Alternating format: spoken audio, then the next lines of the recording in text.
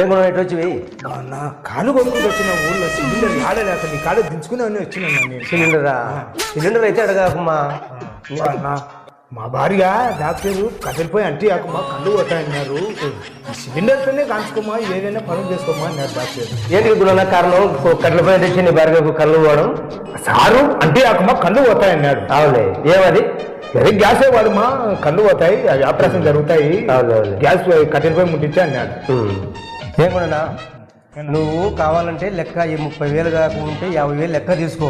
నెలకు కాకుంటే 2 నెలలకి ఇప్పుడు నాకు గ్యాస్ అయితే ఇయ్యను. నాకేదో ఊర్లో మళ్ళీ రైతులు మొత్తం బుక్ చేసినారు, ఎవరికి రాలేదు సిలిండరు.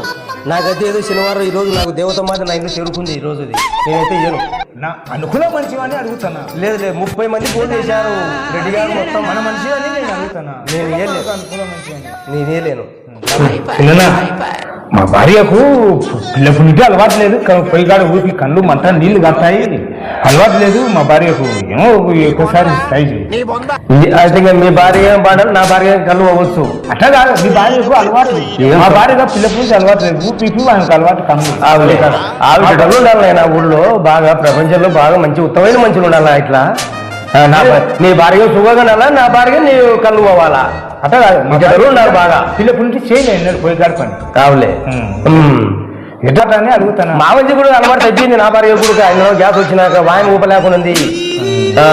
అడుగుతాను మన మంచి వాడిని అడుగుతాను. ఏం లేదు ఫస్ట్ డబ్బులు తీసుకోపోని. సరే దయ్యం చేది ఏం లేదు, ఆడ గ్యాస్ ఉందనే బాంబులు పడుతున్నాయి, ఇద్దరు జరుగుతుంది. ఆడ గ్యాస్ వచ్చే దొరకలేదు. ఏం లేదు, ఒకటి చెప్తా చూడు. పొలం పోయి గూడ తీసుకుపోయి చెరువు గూడ వాళ్ళు నువ్వు పొయ్యకాలు ఎరుకొచ్చుకొని పోయి ఉప్పుకొని ఆ పొయ్యిలో నీళ్లు కాటాయనుకుంటే ఊపరి కూడా పెద్ద తెచ్చుకొని పై నుంచి ఊపుతున్నావు నువ్వు పోయి మలుతుంటది, కళ్ళకేం కాదు. అది బాగా చెప్తాను. నిన్ను నమ్ముకొని వచ్చి నేను ఇంత మంచితాను అనుకోని నేను సరే మంచేసరా ఇటోళ్ళు ఉండాలా. కొంప గుంతో నీకు మీరేం బాగుండాలా, మేము పోవాలా. వాళ్ళ భార్య ఏమో బాగా కళ్ళు బాగుండాలా, నా భార్య కళ్ళు పోవాలా.